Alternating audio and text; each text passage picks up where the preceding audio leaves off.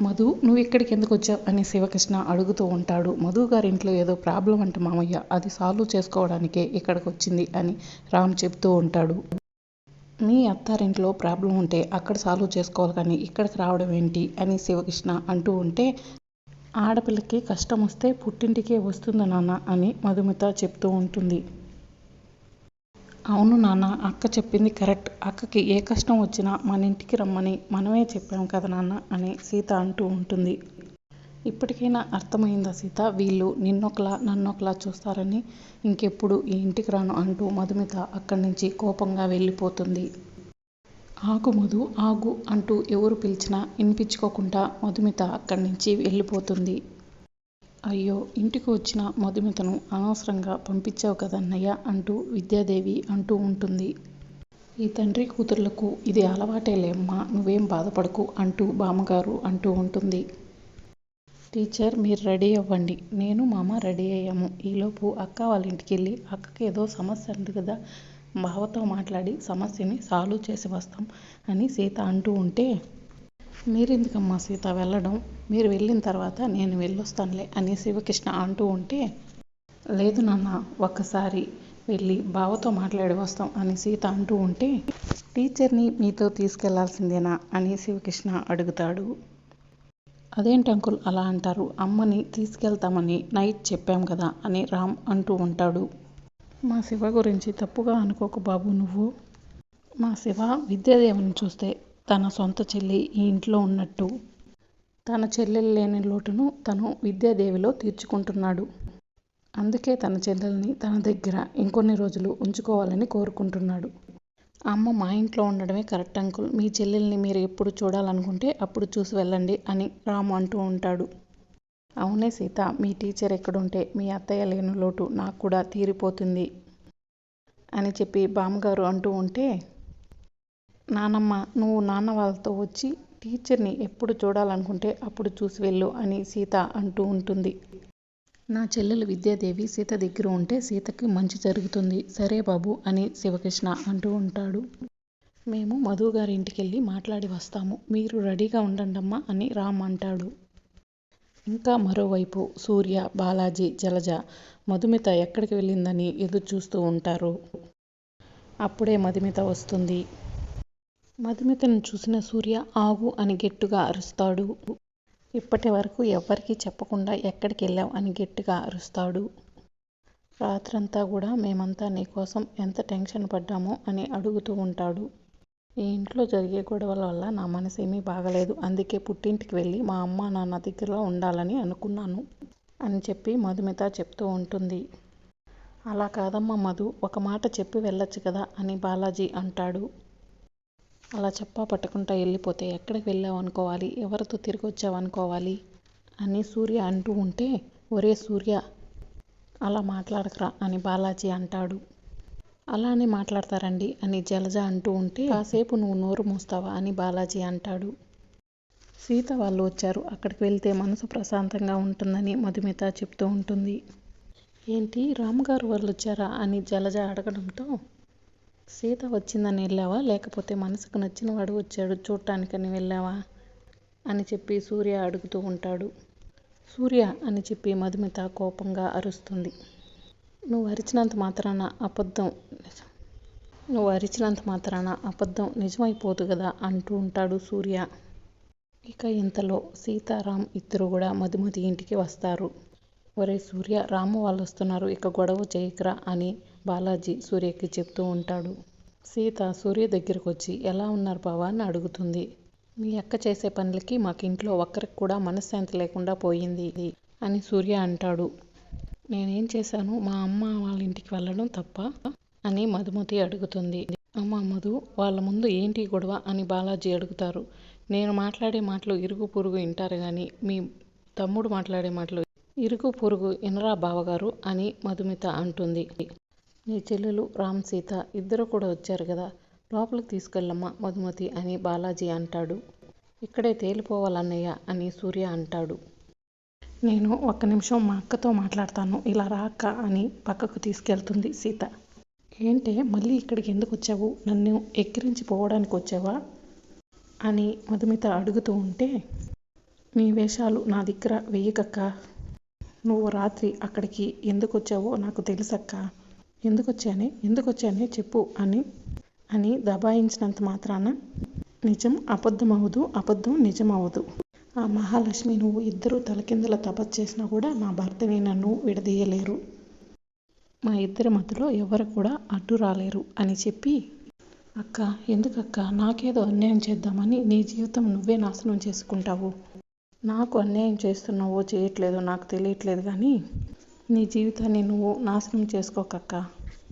నీ భర్త సూర్యబావతో కలిసి నువ్వు సంతోషంగా ఉండటమే మాకు కావాలి. నువ్వు వీళ్ళతో గొడవ పెట్టుకోవడం కరెక్ట్ కాదక్క అని చెప్పి సీత చెప్తూ ఉంటుంది. ఇంకొకసారి ఆ మహాలక్ష్మితో కలిసి పిచ్చి పిచ్చి వేషాలు వేశావే అని చెప్పి సీత మధుమతిని తీసుకుని అక్కడి నుంచి సూర్య వాళ్ళ దగ్గరికి వెళ్తుంది. రామ్ సూర్యతో ఇలా చెప్తూ ఉంటాడు. అనుకోకుండా కొన్ని పరిస్థితుల కారణం వల్ల మధుమతి గారిని మా ఇంట్లో కొన్ని రోజులు ఉంచుకోవాల్సి వచ్చింది. మీరు అదే విషయాన్ని పట్టుకుని తప్పుగా మాట్లాడడం కరెక్ట్ కాదండి అని రామ్ చెప్తూ ఉంటాడు. మీ ఇద్దరూ ప్రేమించుకున్నారని తెలిసి నేనే దగ్గరుండి పెళ్లి చేశాను. ప్రేమించడం గొప్పవరం, ప్రేమించబడడం అంతకన్నా గొప్పవరం. మీరు ప్రేమను పొందాలి కానీ ప్రేమని పోగొట్టుకోవద్దు. మీరిద్దరూ సంతోషంగా ఉండాలన్నదే నా కోరిక. అంతేకాదు నేను ఇదంతా కూడా సీత కోసమే చెబుతున్నాను. అమ్మ మధు నువ్వు లోపలికి వెళ్ళు అని బాలాజీ చెప్పడంతో మధుమిత లోపలికి వెళ్తుంది. వెళ్ళండి బావా, మీరు కూడా మా అక్కతో పాటు లోపలికి వెళ్ళండి. మా అక్కని మీ చేతుల్లో పెట్టాం. మీ ఇద్దరూ కలిసి సంతోషంగా ఉండటమే మాకు కావాలి బావా అని సీత అంటుంది. మా అక్క మిమ్మల్ని ప్రాణం కన్నా ఎక్కువగా ప్రేమించింది. మీ ఇద్దరి మధ్య ఇలా గొడవలు రావడం మాకు మంచిగా అనిపించట్లేదు బావా. అక్కని అర్థం చేసుకుని మీ ఇద్దరూ కలిసి ఉండండి బావా అని సీత చెప్పడంతో సూర్య కూడా లోపలికి వెళ్ళిపోతాడు. సీతారాం మీరు కూడా లోపలికి రండి, భోజనం చేసి వెళ్దురు అని బాలాజీ అంటాడు. లేదండి అర్జెంటుగా ఇంటికి వెళ్ళాలి అని రామ్ చెప్తాడు. కొంచెం కాఫీ అయినా తాగెళ్ళండి బాబు అని జలజ అనడంతో లేదు అర్జెంటుగా వెళ్ళాలి, నెక్స్ట్ టైం వచ్చినప్పుడు తప్పకుండా వస్తామని రామ్ అంటాడు. బావా వెళ్ళొస్తాము, మా అక్కని బావని నువ్వే చూసుకోవాలి అని బాలాజీ గారికి చెప్పి సీత బయలుదేరుతుంది. సీత వాట్ నెక్స్ట్ అని రామ్ అడుగుతాడు. టీచర్ గారిని తీసుకుని మన ఇంటికి వెళ్ళిపోవడమే అని సీత అంటుంది. మహాలక్ష్మి వాళ్ళు ఒంటరిగా కూర్చుని ఆలోచిస్తూ ఉంటారు. అప్పుడు కుడికన్ను అదురుతుంది. ఏమైంది మహా అని జనార్దన్ అడుగుతుంటే కుడికన్ను అదురుతుంది జన అని మహాలక్ష్మి చెబుతుంది. కుడికన్ను అదురుతుందా, అయితే ఏదో అపశకునం జరుగుతుంది చెల్లై అంటూ చలపతి అంటూ ఉంటాడు. అపశకునం లేదు, ఏమీ లేదు, మహాని టెన్షన్ పెట్టకు అని జన అంటూ ఉంటాడు. రేవతి కూడా కుడికన్ను అదురుతూ ఉంటే నిజంగానే ప్రమాదం అని చెబుతూ ఉంటుంది. మీరు అలా చెప్పి మహాని ఎందుకు టెన్షన్ పెడుతున్నారు అని జనార్దన్ అంటాడు.